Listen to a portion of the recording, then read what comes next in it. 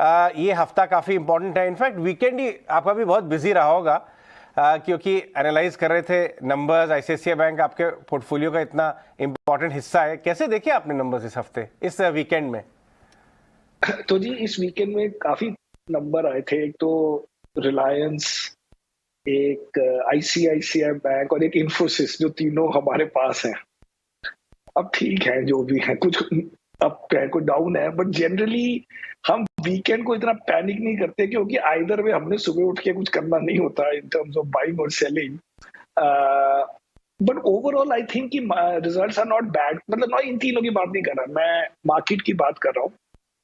और हम actually last 2-3 महीने में रिलेटिवली बुलिश हो गए हैं। तो पहले करीब 5-6 महीने पहले तक जैसे हमारे लॉन्ग ओनली फंड्स में करीब 20% कैश था, और हमारे लॉन्ग शॉर्ट फंड का भी नेट करीब 40s में था। अब वो सब फुली इन्वेस्टेड हो गए लॉन्ग ओनली वाले, एंड हमारा लॉन्ग शॉर्ट फंड भी 60s के ऊपर चला गया in terms of net exposure, and 60 हमारा लॉन्गर टर्म एवरेज है लास्ट 17 सालों का। तो उस हिसाब से वी हैव टू से कि अब हम पॉजिटिव व्यू से देख रहे हैं मार्केट को। ऐसे कौन से इंडिकेटर्स आप पढ़ रहे हैं या रीड कर रहे हैं जिसकी वजह से आपने अपना स्टांस में ये बदलाव लाए हैं? आप क्या आपको लगता है इंश्योरेंस, ये आपका इन्फ्लेशन पीक आउट हो गया है? हाँ जी, तो पहली बात ये है कि ये हमने करीब जून एंड में किया, क्योंकि एक तो जून में मार्केट काफी गिरी थी यहाँ पे भी और वर्ल्ड में। तो क्या होता है, एक तो पहली बात है, अगर मार्केट ही 20-1%, मतलब यूएस से मैं सब चीजें ड्रॉ करता हूँ, तो यूएस में 30% तक नैस्डैक गिर गया और 20% के करीब एसएनपी गिर गया, और इंडिया भी उस वक्त 10-12% डाउन था। अब थोड़ा कम है अगर इंडेक्स लेवल देखें, बट अगर आप स्टॉक्स देखें तो लगता है कि 20% डाउन से एक part of the problem is over. But जिससे हमें चेंज हुआ, जो पहले हम कहते थे कि 2 महीने और वेट करेंगे यूएस मार्केट का और फॉल देखेंगे, उसमें ये लगा कि जो इन्फ्लेशन के काफी सारे जो कंट्रीब्यूटर्स हैं, जैसे सबसे पहले कमोडिटी प्राइसेस गिन लें जो होती है कंट्रीब्यूटिंग टू इन्फ्लेशन। सेकंड आप कहते हैं ये शॉर्टेजेस वगैरह जो ये सप्लाई चेन में हुई थी, उसमें यूएस कंपनीज ने रिजल्ट्स दिए कि उनकी सेल्स इतनी नहीं हुई हैं और उनकी इन्वेंट्री काफी ज्यादा हो गई है। Some of it because supply chain के डर से कि वो ठीक नहीं चल रही, उन्होंने ज्यादा ऑर्डर कर दिया था। उसके बाद सेमीकंडक्टर शॉर्टेज जो कि वर्ल्ड में काफी सेक्टर्स को तंग कर रही थी, उसमें एएमडी वगैरह ने कहा कि हमारा तो सेमीकंडक्टर का भी गलत होने वाला है।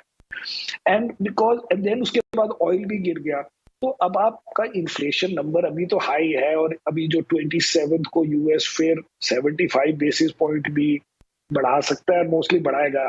कई लोग तो कहते हैं 1% भी बढ़ा सकते हैं, लेकिन अब मुझे लगता है कि वो बैकवर्ड लुकिंग हो गया है। दैट मीन्स उनकी लैंग्वेज स्ट्रांग रहेगी, लेकिन मार्केट अब थोड़ा आगे देख रही है।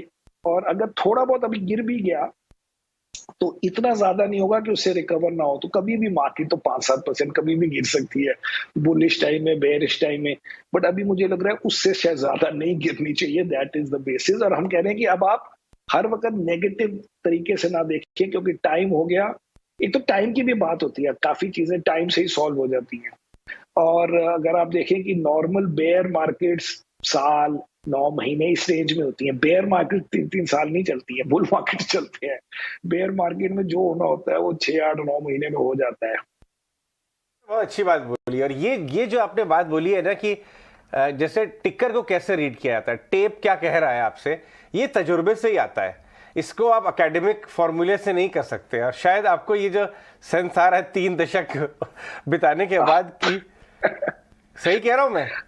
हाँ बिल्कुल, हमें तो यही लग रहा है। और एक्चुअली क्या होता है, स्टॉक्स तो पहले से ही अच्छे होते हैं, आप आपकी हिम्मत नहीं होती उनको लेने सही की। बात। अब हमने वो हिम्मत ले ली, क्योंकि स्टॉक्स में कोई ये नहीं कह रहा था कि उसको और गिरना है और गिरना है। बट आपको लगता है कि इन्फ्लेशन के लिए, अच्छा एक और बड़ी बात जिससे एक्चुअली ये सॉल्व हुई है, वो भी नजर आ रही थी एंड ऑफ जून या particularly first week of July में, कि एफआईआई सेलिंग जो हर दिन अगर 3-3 हजार करोड़ की होती थी, तो 3,000 करोड़ के सेलिंग के अगेंस्ट आप जितने बुलिश हो जाए, जितना रिटेल खरीदे, उससे आप मार्केट को होल्ड कर सकते हैं, लेकिन बढ़ा नहीं सकते। लेकिन लास्ट फ्यू डेज में एक्चुअली एंड ऑफ जून में वो थोड़ा थोड़ा कम हो गया था। मतलब 2000 हो गया था और 1500 1200 करोड़ की सेलिंग होती थी, और आजकल तो वो जीरो से कभी कभार प्लस भी हो गई है पिछले हफ्ते में। तो that itself is a summary of all the influences जो वर्ल्ड के, अगर आप सोचे कि इन्फ्लेशन है, कि ये है, कि रिसेशन है, उसका आपको एंड कंक्लूजन समरी में मिल गया कि जो फॉरेन इन्वेस्टर जो इतने महीनों से इतनी ज्यादा सेलिंग कर रहा था, उसने भी बैक ऑफ कर दिया। मैं भी फॉरेनर हूं, लेकिन मैं तो एक ही हूँ, तो हजारों लाखों पता नहीं कितने हजारों फॉरेनर्स, मतलब फॉरेनर नहीं, मतलब एफपीआई। तो ये सब उनका like conclusion summary of all of them flows जो हुए हैं, उससे भी आप कंफर्ट ले सकते हैं। बाजार में कब कौन सा शेयर खरीदना है और कब कौन सा बेचना है, अगर आपको इसकी जानकारी है तो आप भी कमा सकते हैं लाखों, और वो भी हर महीने। और एल्गो ट्रेडिंग इसी काम में आपकी मदद करता है। Buy, sell, stop loss, target सब कुछ ऑटोमेटिक है, आपके अकाउंट में आएगा तो सिर्फ प्रॉफिट। और सिर्फ इतना ही नहीं, साथ ही आपको मिलेगा लॉन्ग टर्म वेल्थ क्रिएशन के लिए एक्सपर्ट द्वारा तैयार किए गए चुनिंदा पोर्टफोलियोज में निवेश का मौका। तो अधिक जानकारी के लिए अभी वीडियो के डिस्क्रिप्शन में दिए गए लिंक पर जाएं। बिल्कुल Sameer, good morning. It's really nice talking to you. In fact आपने एक परेशानी लोगों की तो कम कर दी है, क्या है कि बेयर मार्केट जो है, जो भी होना है 9-10 महीनों में हो जाता है, बुल मार्केट की तरह लंबा नहीं चलता। लेकिन ऐसे में एफआईआईज की सेलिंग इंटेंसिटी हमने कम होती देखी। इनफैक्ट 4 दिनों की खरीदारी के बाद ऑफकोर्स एक सेल्फ फिगर जरूर नजर आया। आगे आउटलुक क्या दिख रहा है आपको? क्या एफआईआईज वापस लौटते हुए दिखेंगे, कितनी जल्दी? देखिए जी, first of all big picture अगर बात करें, जो कि खाली मैं बिग पिक्चर में करता हूं, तो बिग पिक्चर में क्या है कि नियरली एवरी ईयर एफआईआई जो नॉर्मली खरीदते हैं, उनका नॉर्मल स्टैंड खरीदने का है, बिकॉज उनके पास हर वक्त नए पैसे आते हैं पेंशन फंड में, उनके जो प्रोविडेंट फंड या जो भी इक्विवेलेंट कट हो रहा है वहां पे, या इंडाउमेंट्स में आ रहे हैं, तो as a default they are always buying. Actually अगर आप लास्ट 25-26 साल का डेटा अवेलेबल है सिंस 94 और समथिंग, आई थिंक खाली 4 कैलेंडर ईयर्स में आउट ऑफ दिस 25-26 साल उन्होंने सेलिंग करी है। तो नॉर्मली दे बाय, तो इसलिए फर्स्ट थिंग नॉर्मली क्या करते हैं, बाय करते हैं। इस साल उन्होंने सेलिंग करी, उसमें यह नहीं लगता मुझे कि वो कोई इंडिया स्पेसिफिक रीजन से उन्होंने सेलिंग करी, क्योंकि हमें पता लग जाता है, सबको पता लग जाता है कि जी ये पॉलिसी एरर हो गया है, किसी फॉरेनर पे आपने अनफेयर कोई टैक्स लगा दिया, किसी पे कुछ कर दिया है, कोई पॉलिसी चेंज कर दी है जिससे बड़ा नाराज हो गए इन्वेस्टर, ऐसा तो कुछ नहीं हुआ। तो इसलिए वी आर एट्रीब्यूटिंग कि इस साल की जो सेलिंग हुई वो हुई, लेट अस से कि यूएस में इन्फ्लेशन बढ़ गई, या हुई कि चाइना ने काफी रूल्स क्लियरली चेंज किए जिससे क्लियरली उनकी स्टॉक मार्केट नेगेटिवली इफेक्ट हुई, और हम उसी बास्केट में इन्वेस्ट होते हैं। मतलब हमारा जो इन्वेस्टर होता है फॉरेनर, वो वही चाइना में इन्वेस्ट करता है, वही रशिया में इन्वेस्ट करता है, वो इमर्जिंग मार्केट्स में इन्वेस्ट करता है। तो अगर वो बास्केट की परफॉर्मेंस खराब हो गई तो ऑब्वियसली उसका इम्पैक्ट हमारे उस पर भी आ गया।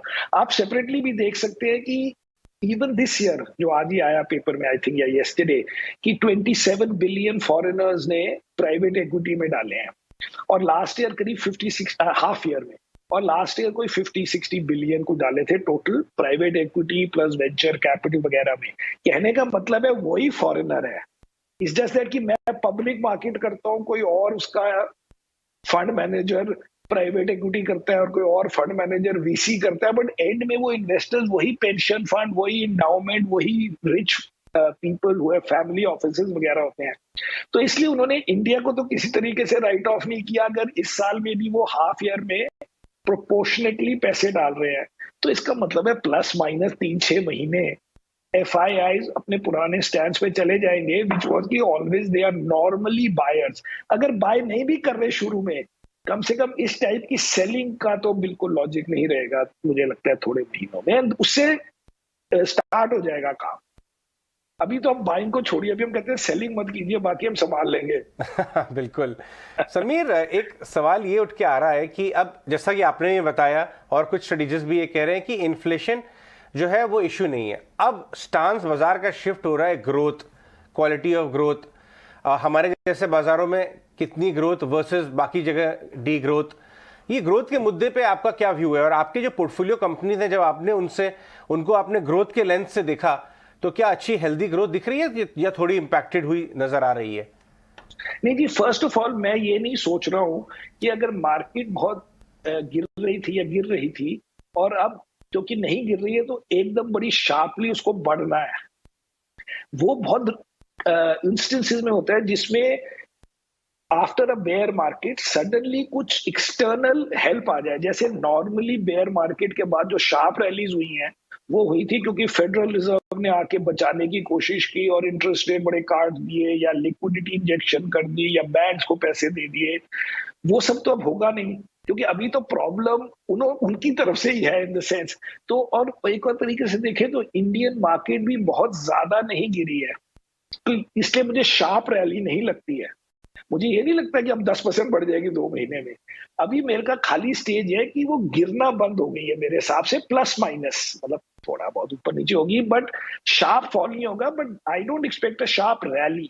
तो हमने अभी ऐसे उस हिसाब से खाली जो हमारे पास कैश था वो मोस्टली जो हमारे स्टॉक्स थे उनमें से हमने आईटी में थोड़ा कम और बाकी बैंक्स में और कंज्यूमर में वापस इन्वेस्ट कर दिए, mostly in are existing stocks. एक आध स्टॉक कोई नया लिया होगा तो, और इसलिए इतनी बड़ी ग्रोथ की मैं अभी स्टोरी नहीं बन रही है। अभी मुझे लगता है कि 4-6 महीने आप बिल्ड करेंगे और आपको हर दिन आके ये नहीं लगेगा कि आज मेरा नुकसान हो रहा है, जो पहले मुझे 6 महीने तक लग रहा था। एब्सोल्युटली, ऑफ कोर्स, जिस तरह से आप कह रहे हैं कि बड़ी रैली नहीं लेकिन बाजार अपने कह सकते हैं जो एक स्टेबल इंटैक्ट पोजीशन है उसे कायम रखे, इस पर खास नजर होनी चाहिए। लेकिन ऐसे में क्योंकि रिजल्ट हैवी दिन चल रहे हैं, Q1 FY23 के नंबर्स लगातार हम देख रहे हैं, 2 सेक्टर्स जो लगातार फोकस में समीर, एक तो आईटी और दूसरा बैंकिंग। अब आईटी के लिए लगातार एक्सपर्ट्स का ये भी कहना है कि स्ट्रॉन्ग डिमांड जो है वो इंटैक्ट रहेगी लेकिन फिर भी मोमेंटम जो है, स्टांस जो है उसे कॉशियस रखना चाहिए। और बैंकिंग में हम देख रहे हैं लगातार क्रेडिट ग्रोथ सिनेरियो है, नेट इंटरेस्ट इनकम के बढ़ने का सिनेरियो देख रहे हैं, बैंकिंग स्पेस से ग्रोथ कई सारी दिख रही है। आईटी और बैंकिंग में आपको क्या लगता है, if we compare, which one will beat the next? हम इन 3 सेक्टर्स में इन्वेस्ट करते हैं, आईटी, बैंकिंग एंड कंज्यूमर। तो इस समय हमारी प्रेफरेंस नंबर 1 बैंकिंग में है। इस समय नहीं, actually nearly all our life, लेकिन आजकल भी। तो बैंकिंग में क्योंकि काफी प्रॉब्लम सॉल्व हो गई है। मेन बात यह है कि इतने सालों से जो नए प्रोजेक्ट्स में फंड नहीं किया, नए बड़े बड़े इन्वेस्टमेंट्स नहीं हुई, नए इंफ्रास्ट्रक्चर प्रोजेक्ट्स नहीं लगे, या लगे या ना लगे, प्राइवेट बैंक्स ने कहा हम इन्वेस्ट नहीं करेंगे या हम फंड नहीं करेंगे, उससे इन सबकी प्रॉब्लम सॉल्व हो गई। तो हमारी 3 biggest holdings in the fund और तीनों बैंक्स ही हैं, जो हैं कि अपना ICICI bank, HDFC bank, state bank. और इन तीनों में घूम फिर के आपको इंडिया का वो भी मिल जाता है कि अगर इंडिया की ग्रोथ ज्यादा हो, कभी कंज्यूमर की ज्यादा हो, अगर कभी कॉर्पोरेट कॉर्पोरेट प्रोजेक्ट्स बड़े तो उसकी लेंडिंग हुई तो वो भी इनको मिल जाती है। तो आसान काम है और उसका मेन अट्रैक्शन ये है कि उनकी वैल्यूएशन 1 साल पहले से मत देखें या 1.5 साल पहले से जब बॉटम था, बट अगर आप स्लाइटली लॉन्गर टर्म देखें तो उनकी वैल्यूएशन में कोई इंक्रीज नहीं हुआ। तो आपको ये नहीं लगता कि आप बड़ी हाइप के बाद ये शेयर खरीद रहे हैं। जो आईटी सेक्टर है उसमें अभी हम अंडरवेट इस तरह हो गए कि जो हमने जनवरी फरवरी में मार्केट के व्यू से स्टॉक्स बेचे, सारे प्रोपोर्शनली बेचे थे। वापस खरीदने में हमने टेक का खाली एक ही स्टॉक खरीदा, तो टेक का वेटेज हमारा थोड़ा चेक में आ गया। टेक में ये इशू है कि बिकॉज अभी भी जो भी प्रॉब्लम गिनी जाए वो अभी यूएस से एमिनेट हो रही है कि जी यूएस में कहीं रिसेशन ना हो जाए इन इंटरेस्ट रेट हाइक से, या स्लो डाउन ना हो जाए, तो उसका इम्पैक्ट आईटी में इसलिए होता है क्योंकि हमारे कस्टमर सारे यूएस के होते हैं, बट उनकी करेक्शन भी काफी हुई है। तो इसलिए वो मुझे लगता है कि होल्ड है हमारे लिए, इन द सेंस कि अभी हमने एक स्टॉक तो ले लिया लेकिन हम मोस्टली अभी खरीदेंगे नहीं, ना बेचेंगे। They are not bad, but अभी 3-6 महीने उसका जरा और देखना पड़ेगा कि यूएस की प्रॉब्लम एक्चुअली सॉल्व हो गई है कि नहीं। So India as a country मुझे लगता है कि यूएस के स्मॉल रिसेशन को बड़ी आसानी से हैंडल कर सकता है, बिकॉज स्मॉल रिसेशन में क्या होता है कि आपकी कमोडिटी प्राइसेस चीप हो गई और ऑयल भी ठीक रहा और इंटरेस्ट रेट्स भी ज्यादा नहीं बढ़े, तो इन सब चीजों से हमारी मार्केट को फायदा होता है। लेकिन जो सेक्टर या स्टॉक डायरेक्टली यूएस कॉर्पोरेट को ही मतलब उनका कस्टमर है, उसको कुछ इफेक्ट तो होगा because of this pressure on US interest rates. बाजार में कब कौन सा शेयर खरीदना है और कब कौन सा बेचना है, अगर आपको इसकी जानकारी है तो आप भी कमा सकते हैं लाखों, और वो भी हर महीने। और एल्गो ट्रेडिंग इसी काम में आपकी मदद करता है। Buy, sell, stop loss, target सब कुछ ऑटोमेटिक है, आपके अकाउंट में आएगा तो सिर्फ प्रॉफिट। और सिर्फ इतना ही नहीं, साथ ही आपको मिलेगा लॉन्ग टर्म वेल्थ क्रिएशन के लिए एक्सपर्ट द्वारा तैयार किए गए चुनिंदा पोर्टफोलियोज में निवेश का मौका। तो अधिक जानकारी के लिए अभी वीडियो के डिस्क्रिप्शन में दिए गए लिंक पर जाएं। तो आईटी सेकंड गिने या थर्ड गिने हमारे टीम में अभी आजकल। तरीके से आपने एक्सप्लेन किया। समीर, बहुत बहुत शुक्रिया आज हमसे बात करने के लिए।